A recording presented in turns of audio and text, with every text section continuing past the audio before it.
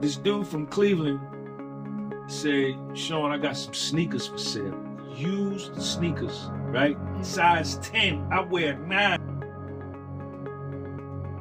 Because that, like you said, when that paperwork comes and says United States of America versus you, Right.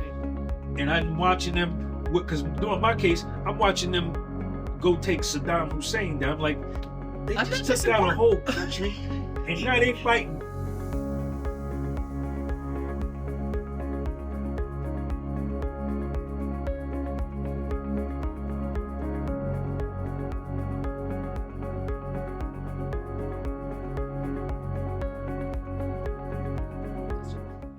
Welcome to the Living Louder podcast. My name is Portia Louder, and I'm in Florida with a couple of amazing people. And today I'm meeting with Sean G, the podcast with soul, the man, the guy, and I want to hear your story, Sean. Let's do it. Yeah. Let's do it. So I saw you on social media, and it seems like you're just doing some amazing things. And you're from Jersey, is that right? North Jersey. What was your life like? Like, where did you grow up? I grew up in a small city called Clifton, New Jersey. Single mother, normal child. Father wasn't around. Pretty good school. I was in fathers. I had a typical child. Grew up in the 70s and 80s. Okay. You know. Were you poor? No. Okay. No. Your mom, you had enough. I grew up in a middle class. Clifton at that time was a middle class town. It was mostly a white town. Me and my mother and a few other black families were one of the only black families in the whole city. My mother worked as a nurse 7 to 3, 7 in the morning to 3, and then she would call me on the phone after I got out of school. She would tell me, call me when you get home. I would call her and she would say, I'm going to work a double. I'm going to go from 3 to 11. So, and this went on my entire elementary, from like the 4th grade on. This is what went on. You know, if my mother was still living, she used to tell me all the time, I raised you over the telephone. So the fact that she worked so hard, we wasn't poor. Yeah. But she was gone a lot. You know what I'm saying? We wasn't rich, but we weren't poor. It was just that she worked a lot. And you were a pretty smart kid, because I've watched some of your podcasts. Like, you did well in school and planned to go to college, right? You did go to college, so tell me how that happened. Well, I was always academically gifted. Mm-hmm. Even to this day, I could read a book and damn near give it back to you verbatim. I've always had that gift. I was gifted and talented. I used to win all the spelling bees, all the math bees. My mother used to teach me multiplication, you know, when I was in 1st and 2nd grade. Was education a big deal to her? It was big. Okay. It was big. Now, my mother grew up in the South, foundational black American woman from Georgia. She picked cotton for 75 cents a day. She went to segregated schools. Yeah. She was one of, I think, 9 or 10 or 11 kids. Wow. And so she saw the segregation and how important education was at that time. So it was high on her list. So she planned that I was going to college. You know what I'm saying? Right. That was her thing. I didn't know. I started getting high in the 7th grade. Now I started smoking weed in the 7th grade. Okay. And things go downhill. Yeah. From there. But luckily, I graduated high school. Did your mom know you were using drugs? Yeah. And so that was probably scary for her, because I'm sure she's seen a lot of people that their lives have gone pretty rough. Yeah. My father was a drug addict. Yeah. Okay. So she saw it. She knew what that life was. She was a functional alcoholic. Okay. But I made it, man. I made it through, man. So you go to college, but you still got the drug thing going on. Are you just using weed at that point? Nah, I'm sniffing blow. I'm smoking crack. I'm doing everything. Ooh. I started sniffing blow in the 11th grade. Okay. I think I was like 16 or 17. And that's going to change things. Yeah, they're going to get a lot worse. Yeah, but I didn't bite right there. I just wanted to try because I was smoking a lot of weed then, right? So I started smoking weed 7th grade, 8th grade, 9th grade, 10th grade. 11th grade, I hear about cocaine. Oh, this is the Hollywood drug. This is the rich man drug, man. So I said, I bought some at school. I said, let me try it. And I sniffed it. I was pumping gas at this gas station, and I sniffed it in the bathroom on the toilet. Okay. On the, not the toilet seat Sounds part, very but sanitary. the top part, right? Yeah. And I just did it. Just reminds me of a to story. try it, right? Yeah. So I did it, and then it was no big deal. Okay. So when does it become a problem for you? It becomes a big deal in 1987, 88, 89, and then Okay. So how'd you get clean? Like, what was your bottom? What happened? Well, active addiction is, along with my Fed case, one of the most horrific and painful experiences of my life, man. Active addiction. And, at some point, and I never knew when I crossed that, getting high went from being fun to not being fun. And once it went to not being fun, it never was able to go back to being fun. Yeah. And dropped out of college, was unemployable, antisocial. And it went downhill. And at this time I'm living in Atlanta, it just went downhill bad. And I was years old, just looking at myself, man, look at you.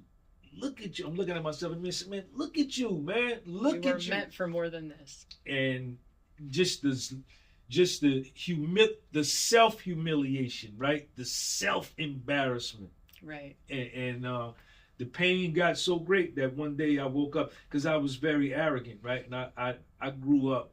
You didn't ask for help. You didn't say, I'm sorry. You didn't show weakness. Right. And it wasn't until that day that I woke up that the pain got so great that I said, man, I'm mad. Fuck this. I'm asking somebody for some help. I got clean October 16th, 1990, which was 35 years, 4 months and 4 days ago. Oh, look at you. And, good for you. That's amazing. Thank you. It's a lot of strength. Mm-hmm. So you get sober and you go back to college. I've watched a lot of your podcasts. Yeah. So I know you go back to college. Get my degree. Okay. And make the best grades I ever made. That's so cool. Clean. Yeah. I'm still making honor roll. Now, while I'm getting high, you're still I'm making still making honor roll. I'm drinking, I'm getting drunk, getting high every day, yeah. But I'm still making Dean's List over 3 points. So I'm judging. I ain't that bad. I'm right. You know what I'm saying? Right. But inside, I'm destroyed. Right. I can relate. When I relapse, I'm like, I'm living. I got a business. I got kids. I got all the things. Comparing myself to them, I'm better than him. I'm not that bad. Right. But the internal turmoil that you feel is dark. Very. So, if you're like me, and you might not be, I remember when I got sober in my 20s, and I'm like, I got something to prove. I'm going to be successful. I'm not this. This didn't take me. Watch me grow, right? I'm going to come back from nothing. I'm going to be something. But I'm in my mind, the be something is material. Like, I got to succeed. I got to make 1,000%. more. I got to do more. And so you start grinding. You're like, you basically, you get your degree. First you go to work, I think, as an accountant, right? Mm-hmm. You're working your way through things, and then you're like, I'm going to start my own jam. Is that right? Mm-hmm. How did that? Well, when I got clean, while I was getting high and I went to rehab, people talk shit about you, count you out, they slander that for me. Right. So I go back, I finish my degree, come back to Jersey, I leave Atlanta, I come back to Jersey, and I start working in the corporate, doing mergers, and very successful. And then I decided to leave. I was 30 years old, 1999, and I said, I'm going to start operation. I've always had the entrepreneur spirit, and I'm not a very good employee taking orders from nobody. So I started my own tax. I grew that tax business from 2011. I had over about 300. Wow. And like what you say, I thought money was always the desideratum to success, right? I got to prove something. I got to make the money. I got to be something. I got to have a car. I got to have, money.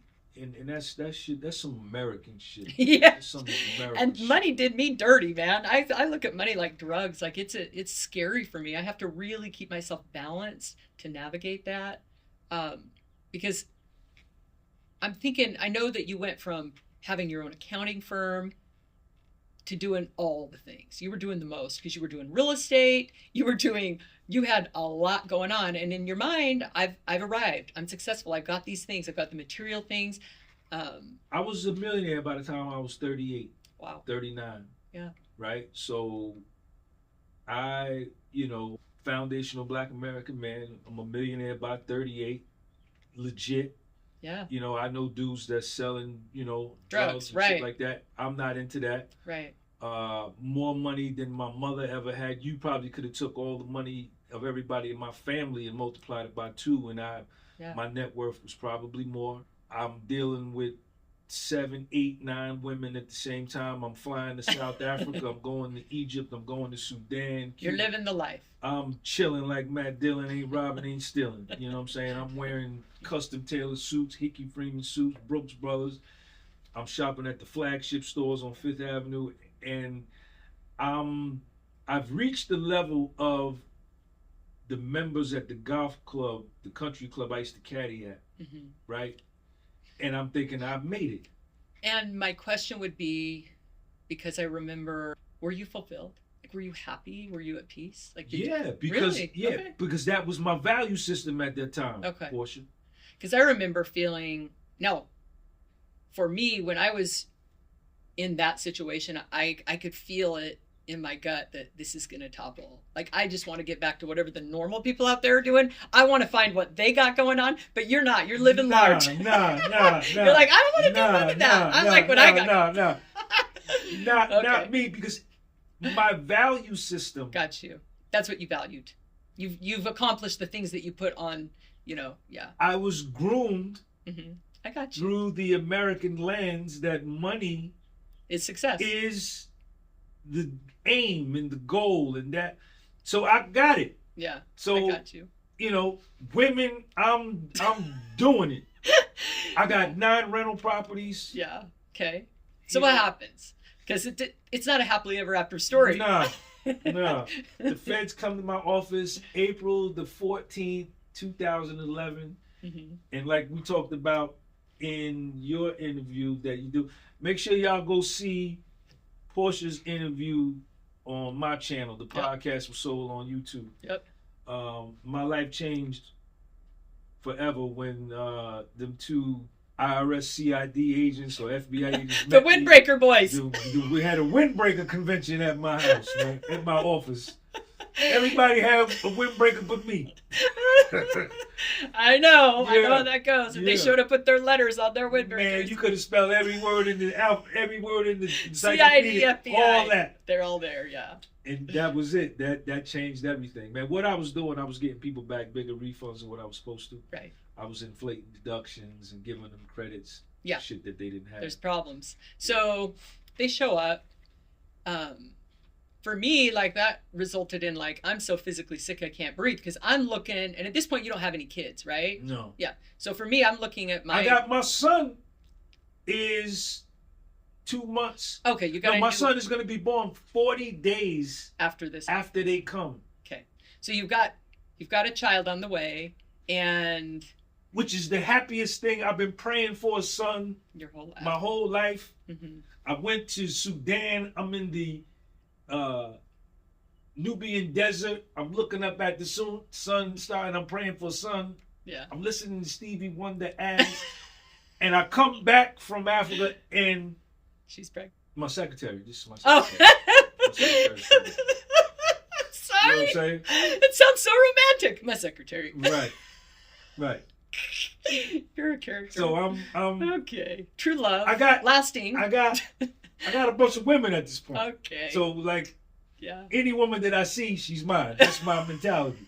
You're a mess. So okay. Sean is set to be born. Okay. And what ends up supposedly being the happiest time of my life turns very quickly to a very sad moment. Yeah.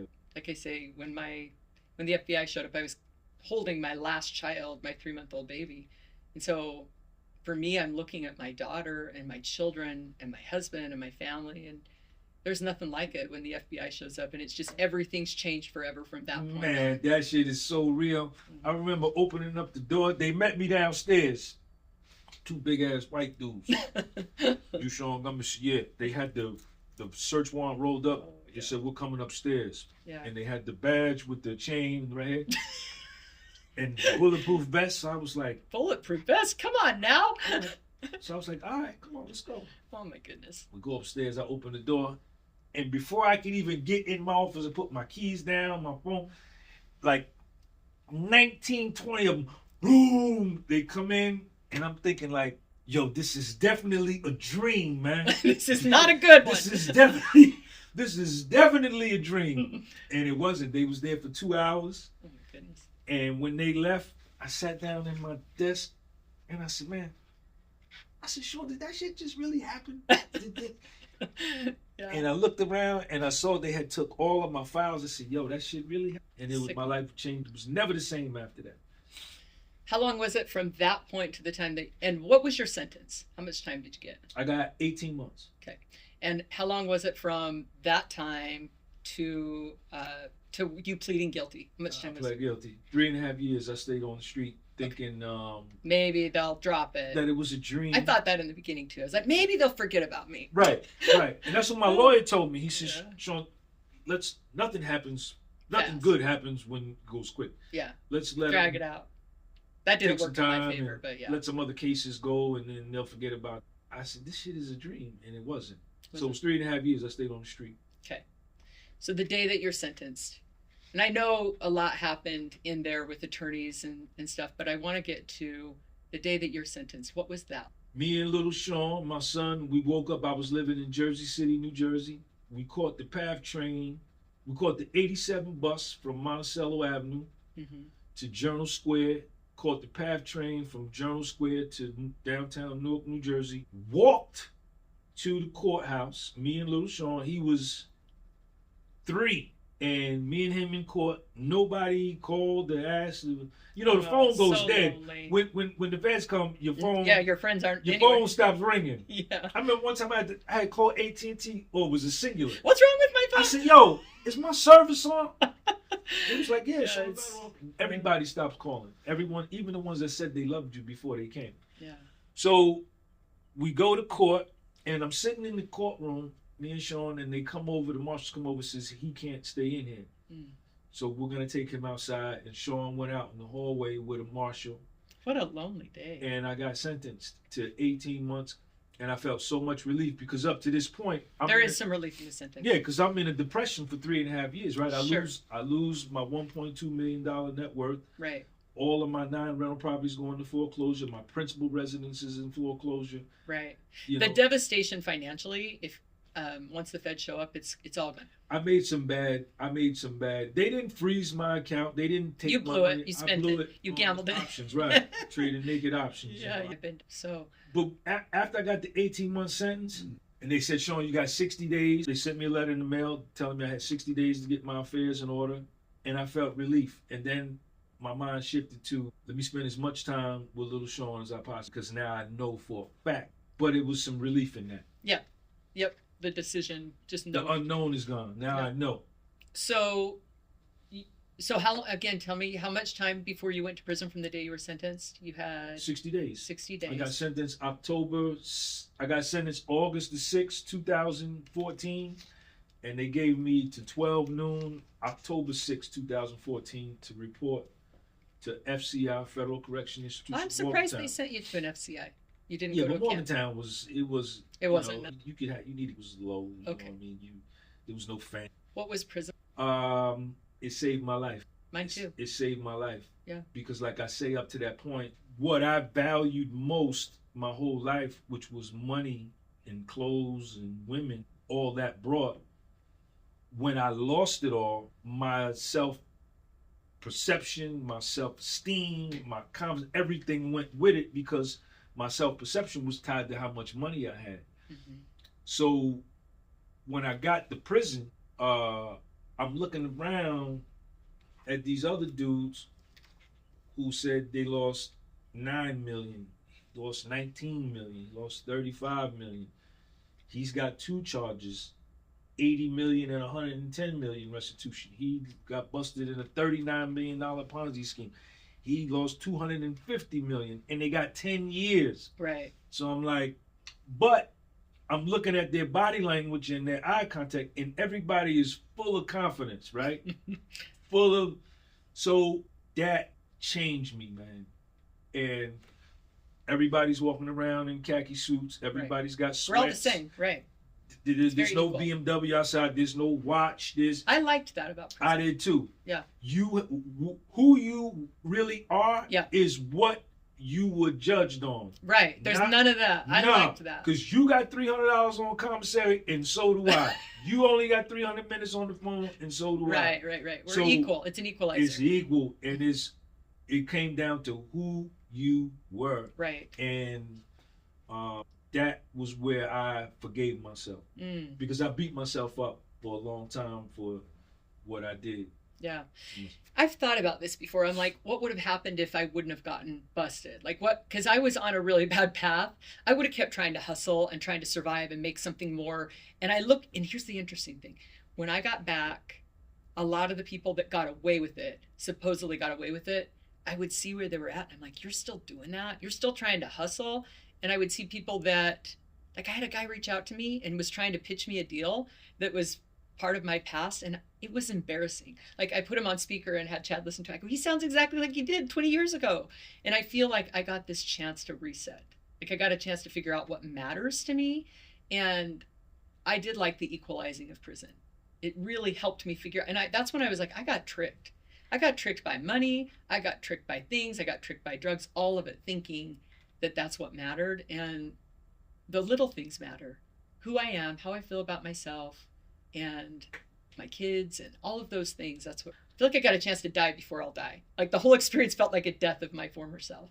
That's crazy that you say that, because in my book, my volume 1 that I wrote, I did an analogy, but this was very, very real. Was that when I got to prison, a fight went down, right? There was a fight. There was the old Sean, right, and then there was this new Sean that had to come into existence, because I couldn't go back to the street with the old, right? You can't. You're trying to get back to who you are, and it'll never be that way. You've got to decide to move forward, right? Well, you don't have to, but yeah. And it had to be a fight to the death. Right. It was no... I love that. I'm going to beat you up and put you in check. It was a fight to the death. Right. And I really lived out this fight in my mind with the change that I made inside me. And the old Sean, he's long gone, man. That nigga is dead. Mm-hmm. And he ain't never coming back, right? So I emerged from prison. I didn't even know the new Sean. This was the first time I met him. Right? This was the first time I met him. Right. Right? And, he didn't have to have the Hickey Freeman suit. He didn't have to have the cufflinks and the suspenders. He didn't have to have the BMW drop top. He had sweats that he got from a dude who got released 2 weeks ago that gave them to him for a pack of tuna fish that were used sweats that now he was wearing to work out in. That's right. A sweatshirt. I got my sweat still. When my man said, I'm going home in 2 weeks. Yeah. Yo, let me get that sweatsuit. What about them sneakers? Yo, let me tell you a crazy story. You got time? Yeah. Yo, so I get to prison and I'm wearing these institutional boots. Did y'all have them? Yeah, we did. That you could take them and throw them against a brick wall and it would chip the brick. That's how hard they were, right? I knew a girl that ran the track in those boots. Yeah. So I'm wearing these motherfucking boots, Portia, and I'm like, yo, my feet, this shit is killing my feet. Right. But my money hasn't hit my books yet, so I could go to commissary and get me a pair of sneakers. Mm-hmm. But when you go to commissary to buy the sneakers, the New Balance, the Nike, they're the same price as sneakers on the outside. Right. So I'm like, man, I ain't paying no $90, $100 for a pair of sneakers to walk around in prison, right? I'm getting ready to go home. I've only got it 18 months. Right. So a dude comes into the unit. I'm staying in Girard unit back in B-Wing. They used to call it the ghetto.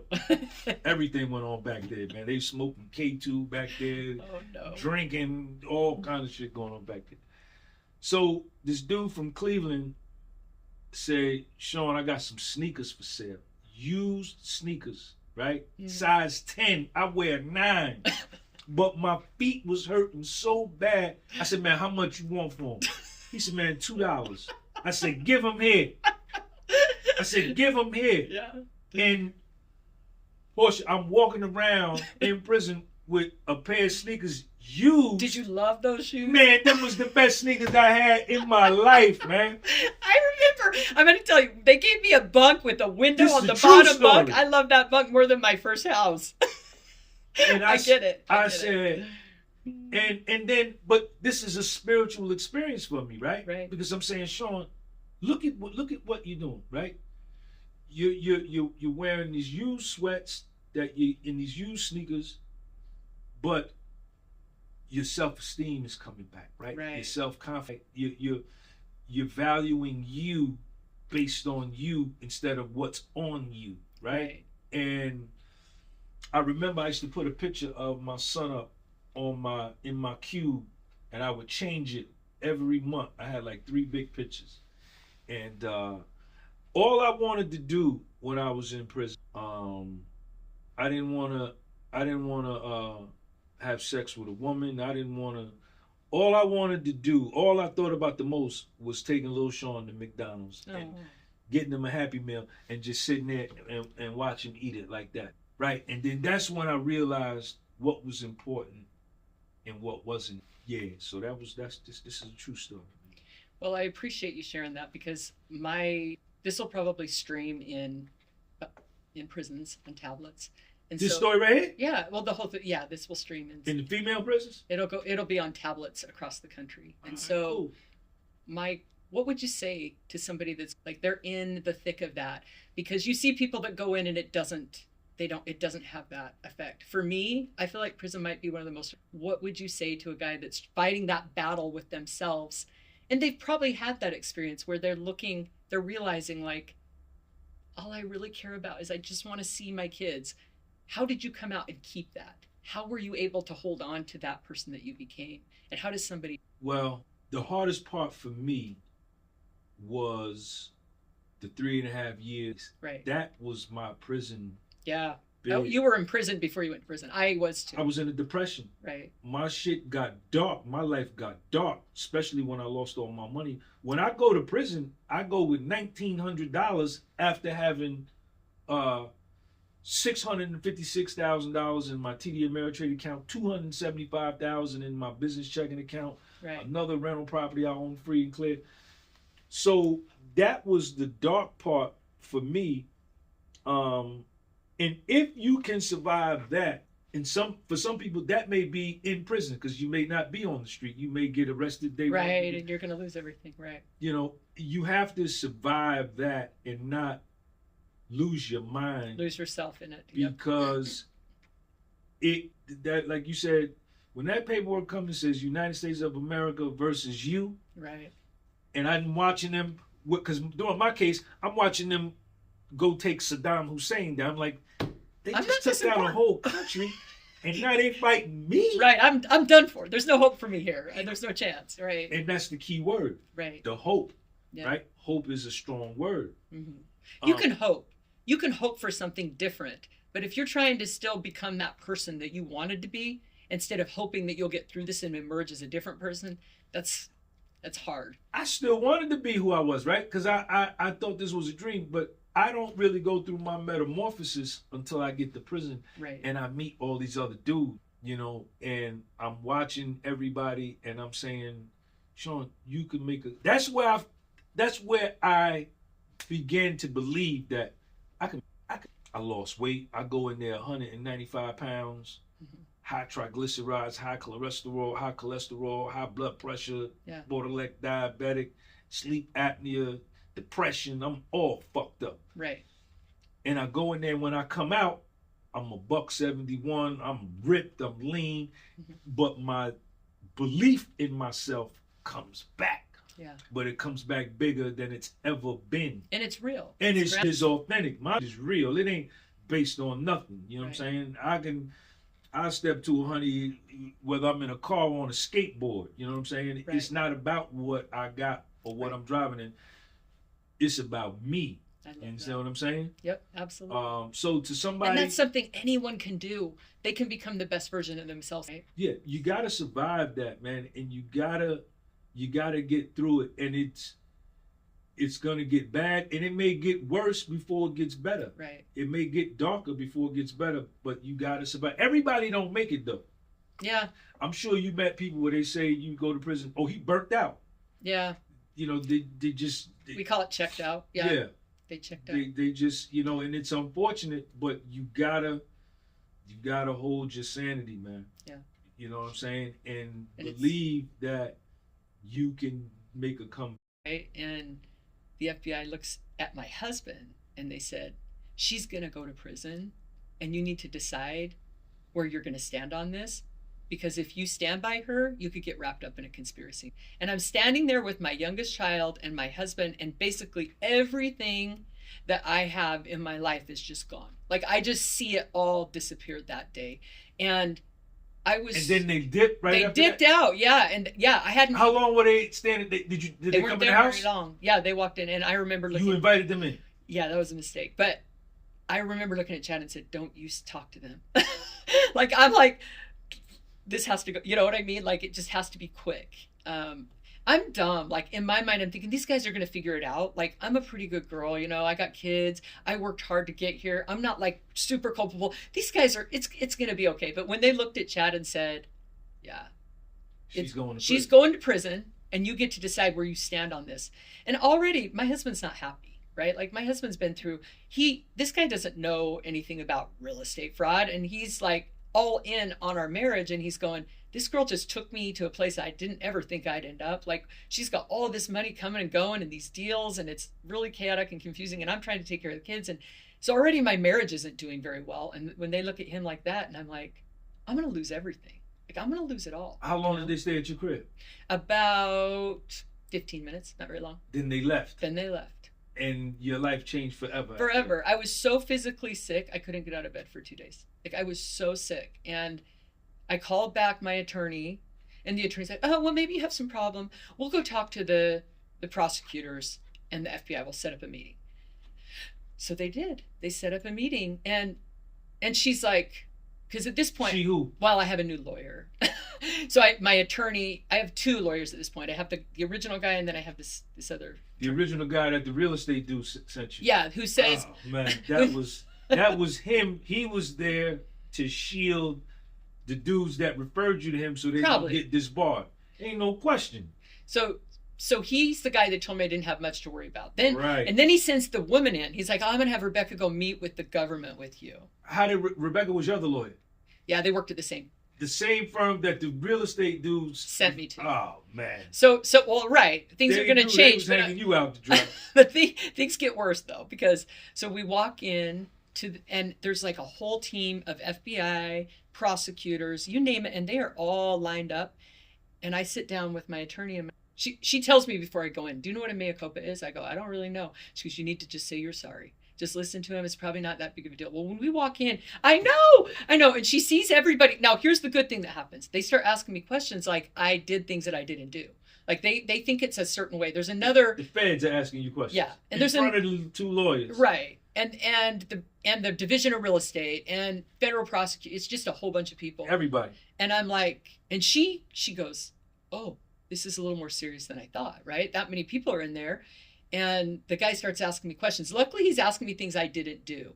And finally he goes, damn it, Portia, the FBI agent. He goes, people have lost money. People with handicapped kids. People all over this country have lost money.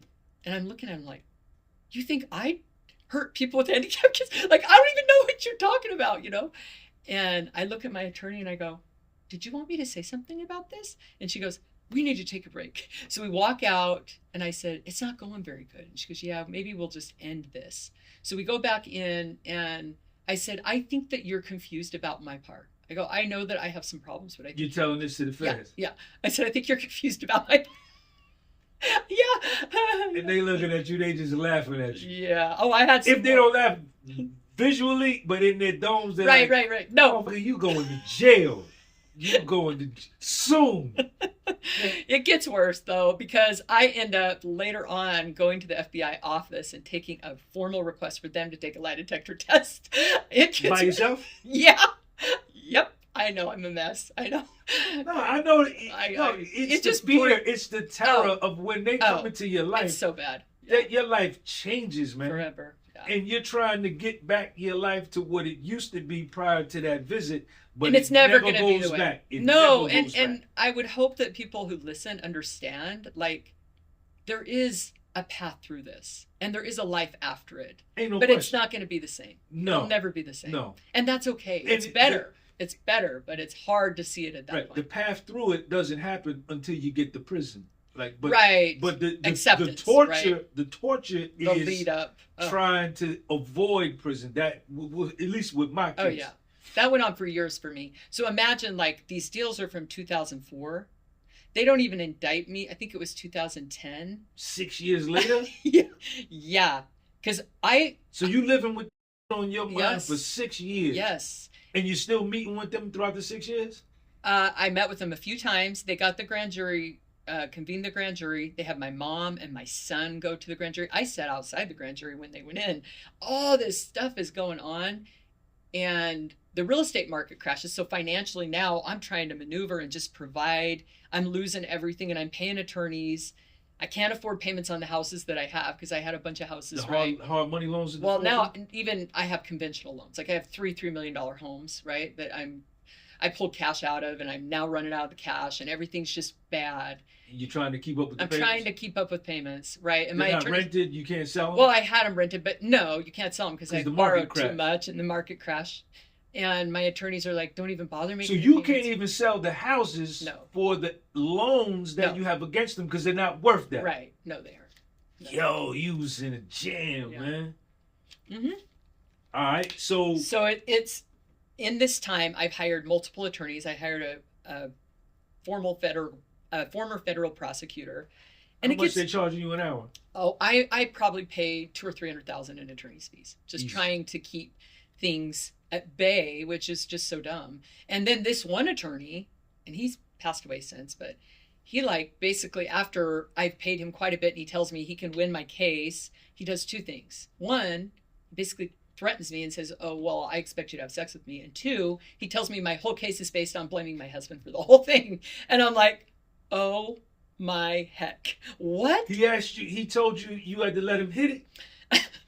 Yeah, something like that. What he said? How did he say? He just said, I'm not getting anything out of this anymore. This is at his office? No, he was from Boston, and so he flew into Utah, and he had me come meet him at his hotel for like a business meeting, and in the lobby. No, in his room. Oh man! Well, I don't know. So I'm like, well, that's not going to happen. How long you have been talking to him? Oh, I've been talking to him for like a year and a half. And paying him? Yeah. So he flies into Utah to meet you about your case, knowing you scared to death. Right. And says, come up to the room. Right. And then what does he say? He says, I'm not getting anything out of this. He's like, I'm going to need more. Like, I'm going to need more. And he wasn't talking about money. He knew I was broke. He had already told me financially. Basically, he was like, I'll continue to fight your case pro bono, but I'm going to need something. That's all he said? He tried to kiss me. Yeah. So, like, I walked away. I walked out. I felt physically sick. Like, I felt like I just drank sewer water. I was like, what just happened? Because I've never been unfaithful to my husband. Like, that's my one, that's not going to happen in my life. And so I walk out. I remember calling my husband.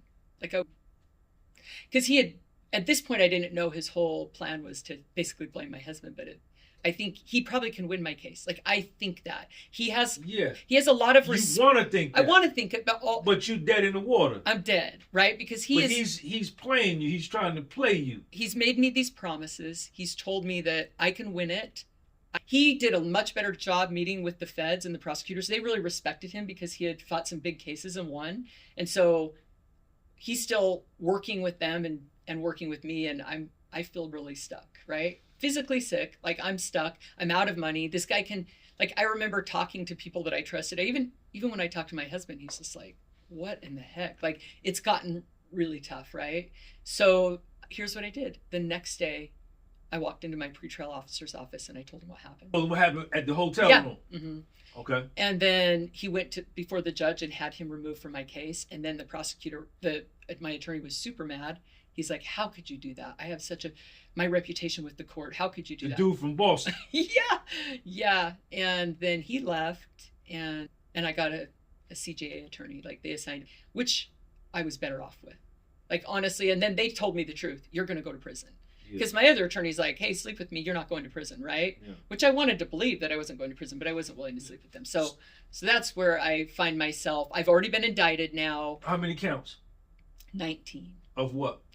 Money laundering, mail fraud, the things. But Money the laundering, underlying mail fraud, wire fraud. bank fraud. Right, bank fraud. But the underlying fraud that they could prove was that I didn't move in to the houses. I mean, if you read the indictment, it just says that I beefed up values on houses and pulled cash out. But the things they could get me on were those things on the mortgage app, the loan app, that I signed that weren't true, like occupancy. Did you get your discovery? Yeah. Did you read it? Yeah. And it was traumatic. I don't like reading that, like the 302s and all the things that they had. Here's the problem. I knew that I did things wrong. Like I had attorneys that kept telling me maybe I could walk. Like this Boston lawyer wanted me to go to trial. Like I would have been doing 30 years. Ain't no question. Yeah. And so for me, like it's sickening to me that this guy, I mean, he takes my money. He wants me to have sex with him. Luckily, I got rid of him at that point. But then also, he's going to lead me down the river and take me to trial. Ain't no question. So. Like I told him I was guilty, and he's like, "Nah." I'm like, "No, for real. Like I think I am." So when you get indicted, you don't go to trial, no, right? No, you don't go to trial. No, but I've made him real mad by now. Like and at this point, you got a public defender or public pretender, right? So here's what happens: they indicted my husband, so now we're both indicted. On the same indictment? No, they indicted me and superseded it and added him. And if I would have pled guilty, they wouldn't have. But I wouldn't plead guilty. I didn't plead guilty until right before I went to prison. I was going to go to trial in 2015. 2014. 3 weeks before my trial, they revoked my pretrial release. They took me into custody. In Utah. And then they locked me up on a mental evaluation. And they transferred me on Con Air to... Oklahoma?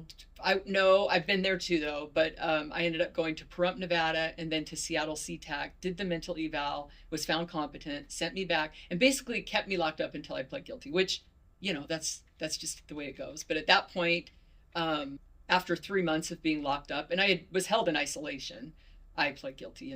So, I mean, I really had to be broken down to plead guilty. Did you cooperate? No. You didn't cooperate against nobody? No. But at that point, they didn't even want anybody. You have to understand, but look. They saw me as the leader of the whole thing. So who in your discovery in them 302s, who cooperated against you? Nobody. Well, my brother, but they indicted him too. They indicted my brother and my husband. He was getting money out of the scheme too? He was doing deals with me. Okay. Yeah. And he turned on you, your blood brother. And my y'all got the same mother, same father. Yeah. Yeah. Okay. I don't blame him. Like. Did he tell you? Or did you find out in the discovery? No, he what happened was they indicted me, then they indicted my brother and my husband. They probably thought Chad would turn, and my brother turned right away. He just called him, and then he quit talking to me, after that. He didn't call you? Did he call you and say, yo, Portia, these people came to see me, they just indicted me? No, but, like, it didn't surprise me. Like, at this point, I just...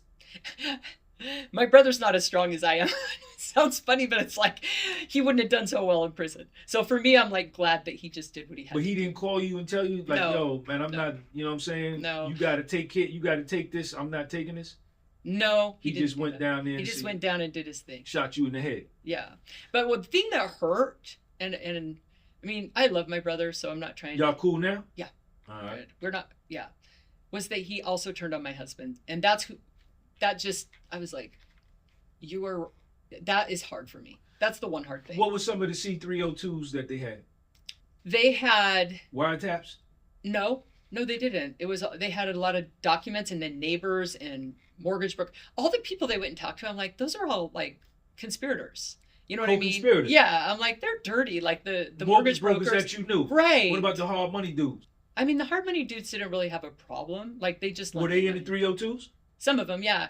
Here's how you know who had the problem and who didn't. What about the appraiser?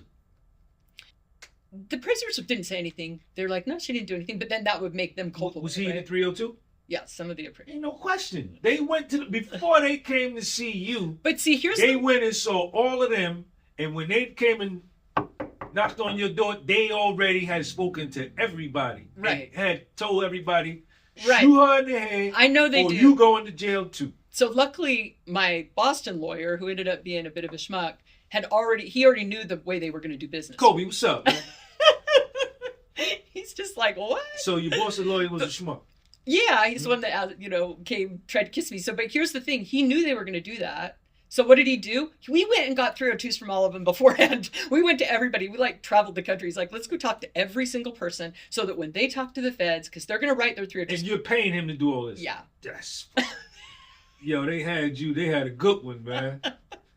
Well, But when you're scared. Oh, I just fought. It became my whole life. Like, I'm gonna fight this to the death. Yo, when you I'm fighting to the death. I remember the day they came to my office, man. I went to see this lawyer, and the same day, he said, I had never, the feds. I didn't ever thought I was gonna go to prison for what I was doing either. Like, Right. I went to see this lawyer the same day. This is like 2 hours after they left my office, searching my office for 2 hours. Yeah. He said, Sean, I'm gonna need $50,000 to start, and I was like, oh man, that's when that shit sinks in, and Yeah, that it's real. Right. Yeah. So you get indicted, you plead guilty. I plead guilty. Yeah. You're already in custody. No, they let me out. Like, they basically said if I pled guilty, they'd let me out that day. So yeah, I pled guilty. So you got to go reunite with your kids. And then 6 months later, I was sent. All right. And at this point, I'm facing 0 to 7 years. That's what I pled What on. was your loss level? Basic offense loss level. I mean, they did their magic 6. Okay. I mean, I didn't get that kind of cash, but that's the way that they calculated the loss. They took the loss based on what the house was at the $3 million and then what it was worth now. And the market had crashed. So if it short sold for 700, I'm responsible for the 2.3 million. So they hit me with those kinds of losses. So it's 11. Okay. So they got me on 0 to 7 was my range. Where did you fall on the sentencing guideline? It's your first offense. It's my first offense, right? So you're category 1. Right. What level? I don't like. How much time did you get? 7 years. Got the max that they could give me. I mean, I had pled 84 months. 84 months, right? So that was your guideline range. I guess. I mean, that's the deal. But I was facing. Supposedly, I was facing 30, but they gave me 0 to 7, and they maxed me at the 7. 11 million. If they really wanted to, they could have probably gave you a 20 ball. Yeah. If I'd have fought, then I would have gotten that. Yeah, if I'd have gone to trial. So you got 84 months. Right. And they take you into custody right after sentencing. They let you go home. I was really fortunate. So the day that I was sentenced, I don't know about you, but when I walk into a courtroom, it's a very sterile place to be. So I'm in denial before I walk in that courtroom. I'm like, maybe I'll get a year. Maybe I'll get a year. I don't have no formal criminal history or anything. The beauty of hope. Oh, I know. And imagination. Right. Well, and there had been an offer of 4 to 6 years, but You turned it down? I turned it down. Yeah. If I'd had pled early, I'd have gotten 2. Like, I just couldn't even accept that I was going to prison at all. Like, I could not until that day. I walk in. Wow, they offered you 24 months? Yeah, early on, yeah. And then I ended up with a 7-year plus the husband gets indicted. So I am... Chad don't go to jail though, do he? No, no, thank goodness. But I just remember that day looking back at my hand, like, because the reality is pretty real when you walk into a courtroom and they say the United States of America versus Portia Louder. Ain't no question. You're like, my whole country's against me? Right. Like, you feel that's a pretty solid, like, reality check. Right. And I remember standing there and I'm listening to them talk about me and I'm thinking, who are they talking about? The senior probation officer and the assistant U.S. attorney. Yeah, and then the prosecutor and my attorney and the judge, and I'm thinking, they got this wrong. Like, they're talking about me. They're saying these really bad things, Oh, and then I remember the judge said, Miss Otter, do you have something to say? Now, I already know at this point they're going to max me out. Like, I can feel it in my soul. I'm like, okay, he's coming for me, right? So I stand up and I said, I am just so sorry. I said, I'm sending Miss Otter, you'll be a mother again someday. That's what he said to me. And that was it. That was it. Now, he did say, marshals, take her into custody. Now, this point... Right then? This is when I realized this is serious, because I did not expect to go into custody that day. Because I had been on pretrial release for years while I was under indictment. So I didn't think they would lock me up that day. I expected I would have time to kind of get things in order. Right. And I'm not a danger to society. I'm not a flight risk. I've been out since I pled guilty. So you got kids. I got kids. I got to get things wrapped up. And that's when my husband stands up and he's like, Your Honor, please don't do this to her. Please please give her time to say goodbye to her kids. And I remember that day looking back at I went from feeling like the loneliest day of my life to really feeling like a queen in that moment. I knew that what we had was a lot more solid than anything the feds could do. And they didn't take you into custody based No, on they what he gave said? me 8 weeks, and I thought, why did I hire an So attorney? he said The Portia husband did take better her than into the attorney. custody. Yeah, no, the judge said take her into custody. Now, Right. and the the marshal husband start moving. and my husband Husband stands stands up and he's crying and he's holding our little girl and he said, please don't do this to her. And what does the judge do?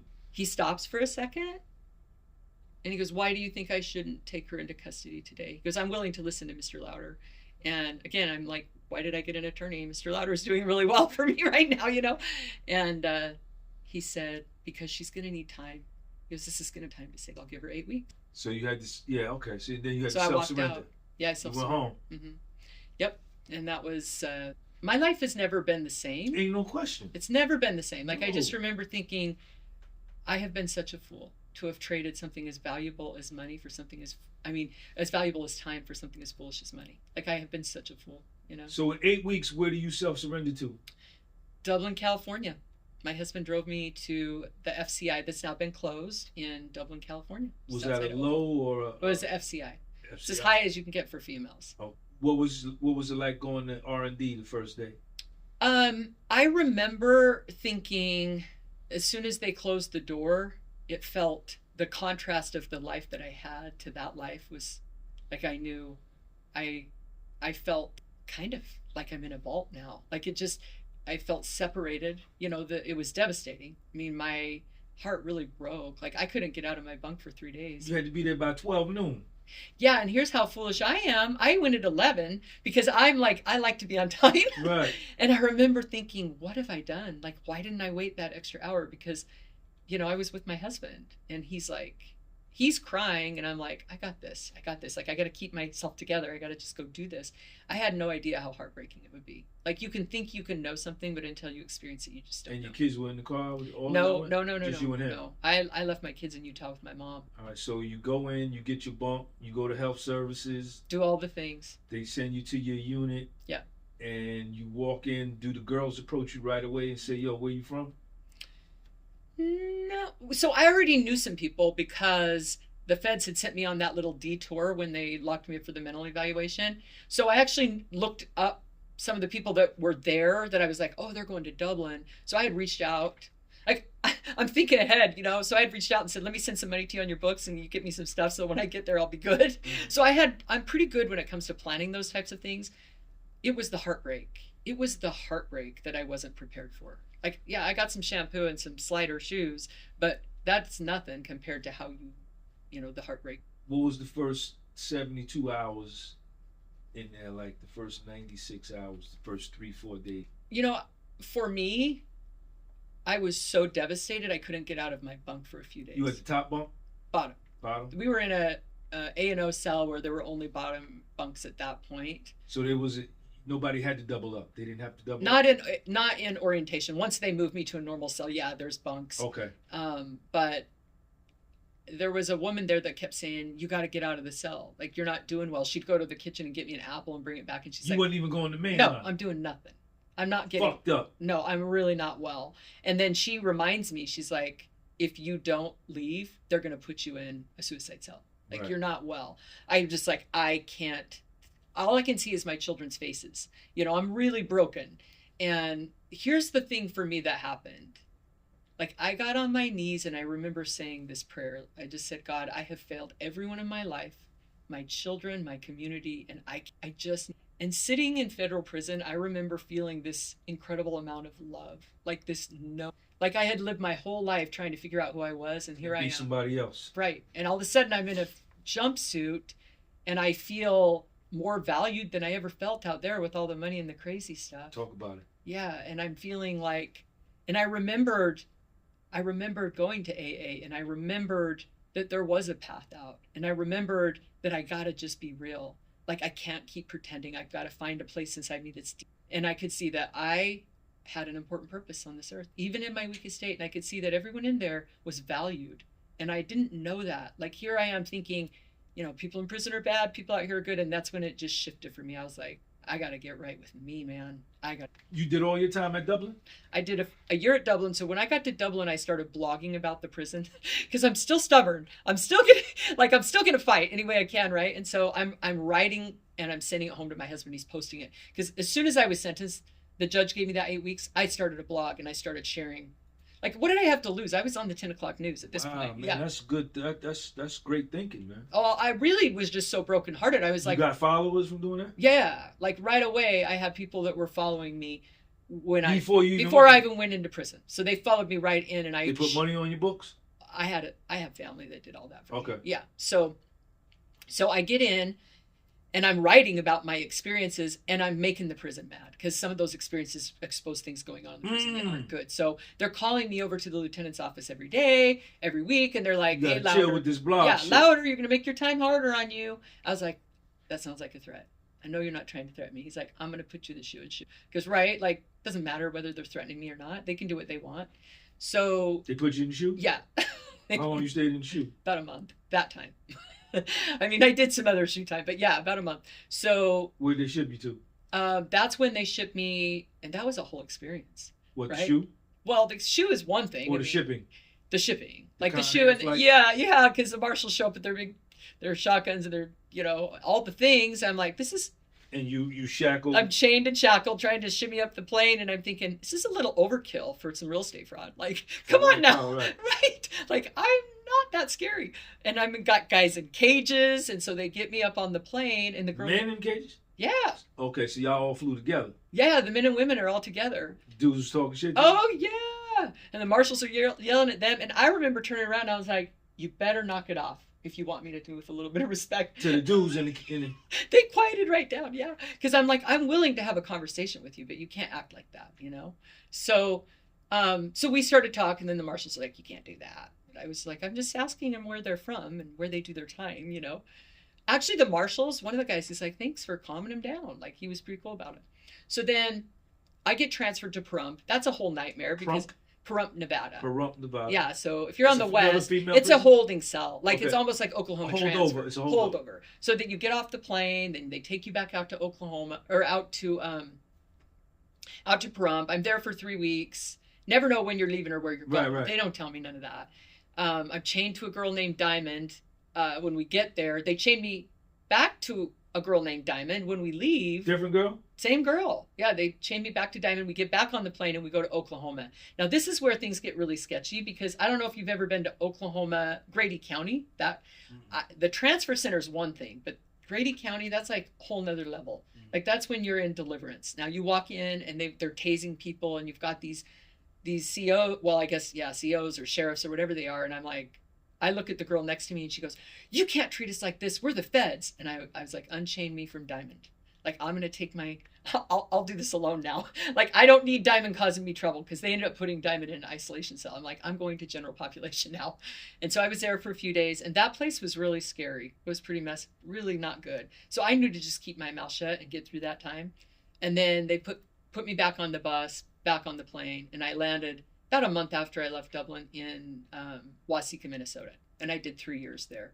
And that was an FC. Portia, what are the racial demographics of these federal prisons you're going to? Is a lot of white girls there? Latino, black? A lot of Latino Asian? and black. Mostly? I would say probably 60. Okay. Yeah. This is when things become real because I'm from Utah, right? And I'm like, oh. There's not a lot of black and Latino people in Utah. Or is it? Not compared to like Oakland, California. And Minnesota is... And Dublin is right outside of Oakland. Right. And also, even in Minnesota, you have people from Chicago and D.C. And so it's Detroit. more of a melting pot, Yeah, right? And so that's when I realized, like, I have lived a very sheltered life. And I also realized that I've been so mad at the feds. Well, I got a good deal compared to a lot of these people. Like, they're poor. And that's when I realized, like, how fortunate I am. And I start seeing the world from a different view. I'm like, man, these people have it hard. And they're fighting battles I've never had to fight. And it starts to change me. Right. They have a fight in them that...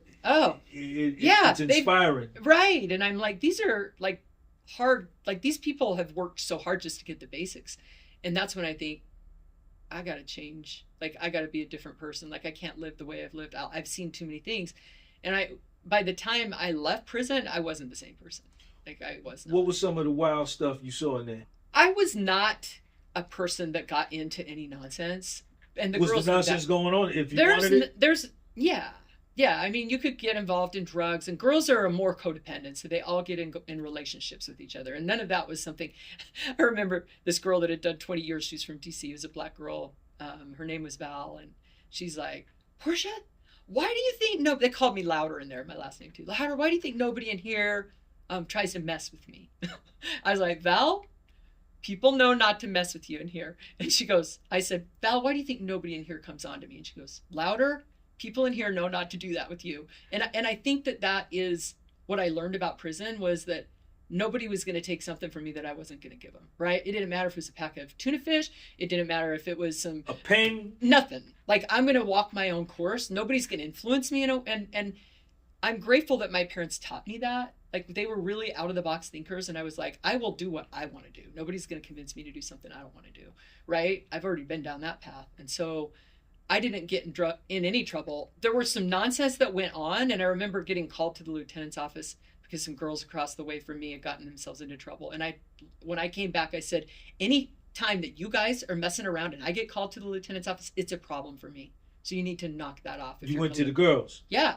And one of the girls like, oh, did you snitch us out? And one of the other girls in the room said, she would not snitch us out. If that was going to happen, that would have happened a long time ago. I said, no, I didn't snitch you out, but you need to take your nonsense elsewhere. It doesn't need to happen around me, you know? So I didn't really have any problems. You didn't have no static? No. And honestly... Mind your business? Oh, yeah. But I loved those women, too. Did you work out? I walked a lot. I was writing on a blog. I wrote content.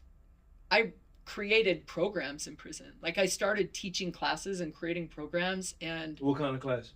I taught girls how to write. I taught like goal setting, write your own mission statement, prepare to go home. I worked in reentry and helped them write resumes, and just I helped in GED because I passed the GED. So I was like, anything I can do to basically find some meaning in this experience.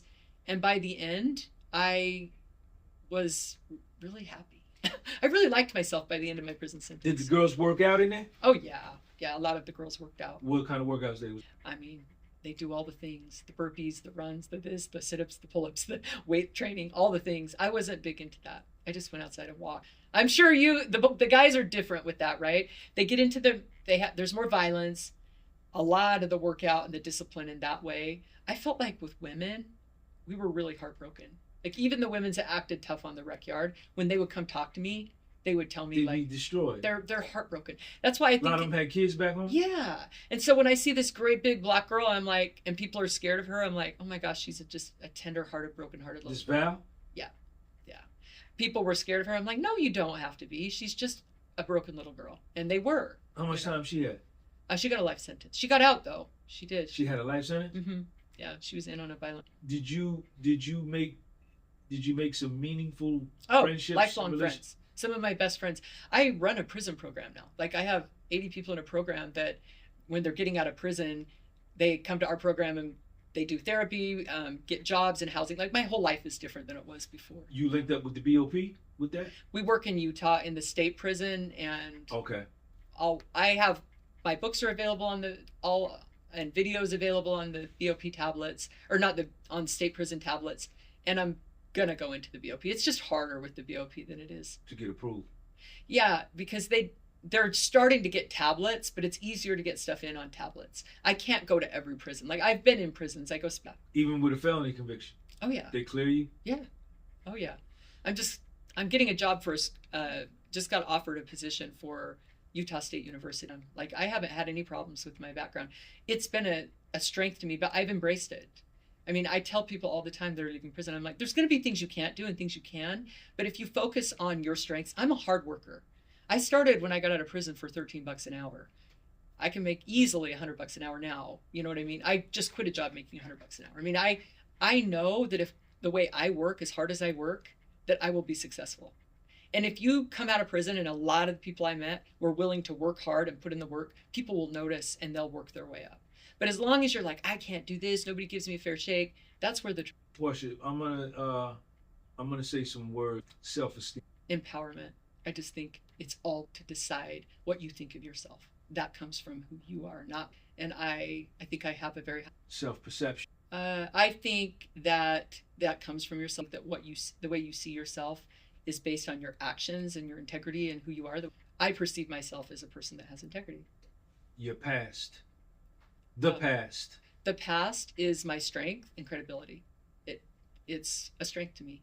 My past and what I've been through has given me compassion. It's given me vision, and I am who I am. You ashamed of it? No. There are things that I regret.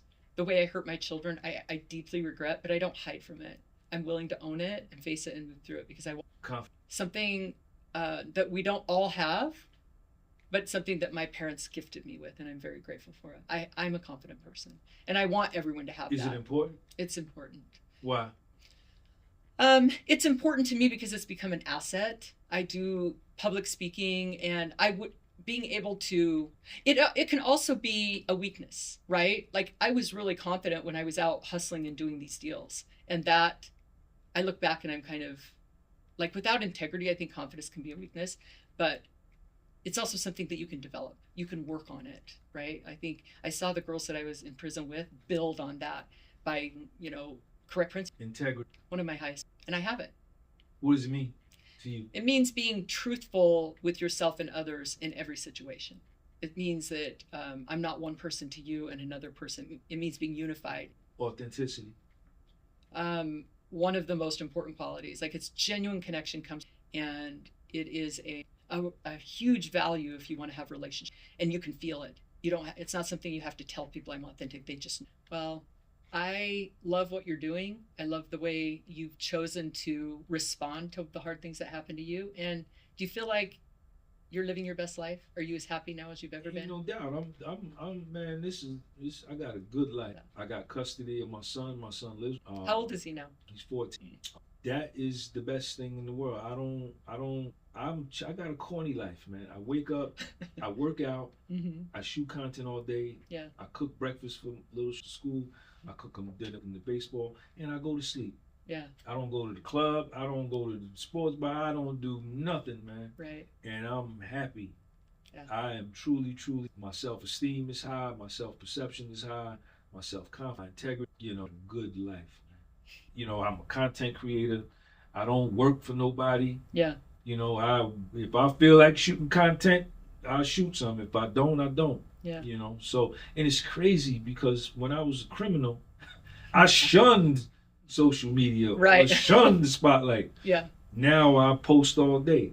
Got nothing to hide. No, my life is an open book, man. And that's, it's pretty good, man. It's pretty good. Well, it's been so nice to have this conversation with you, and I'm grateful to be here. And check him out, Podcast with Soul. They can look you up. What's the best way to find you? Instagram, Podcast with Soul. YouTube, Podcast with Soul. Spotify, Podcast with Soul. Facebook, Sean Gunby. Sounds good. All right, Sean. Portia, I appreciate you, man. All right, thanks so much. Take care, and we'll see you next time on the Living Loud Peace. Podcast. Okay, thank you.